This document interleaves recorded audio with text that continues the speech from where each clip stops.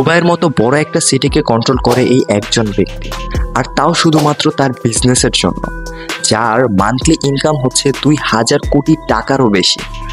2006-এ vice president হওয়ার পর এই লোকটা দুবাই ওয়ার্ল্ড নামের একটি কোম্পানি শুরু করে, অ্যান্ড আন্ডার দিস কোম্পানি সে Emirates airlines, DP world, logistic, Dubai dry ডকসের মতো কিছু সাব কোম্পানিও বানায়, যাতে সে দুবাইয়ের ম্যাক্সিমাম ট্রান্সপোর্ট আর ইনফ্রাস্ট্রাকচার হ্যান্ডেল করতে পারে। এরই সাথে উনি দুবাই হোল্ডিং, নিখিল প্রপার্টিসের মতো রিয়েল এস্টেট কোম্পানিও শুরু করে, আর এইসব কোম্পানির আন্ডারে নিখিল মল, পাম আইল্যান্ড, বুজ আল আরবের মতো প্রজেক্টও বানায়, যেটাতে ওনার 99.67% শেয়ার আছে।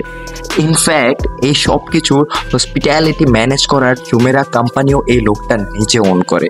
শুধু এটাও না, horse breeding company Godolphin, real estate management company Wasl asset management, Dubai health care city, এই সব কোম্পানিতে উনি চেয়ারম্যান আর সিএর দায়িত্বে আছে।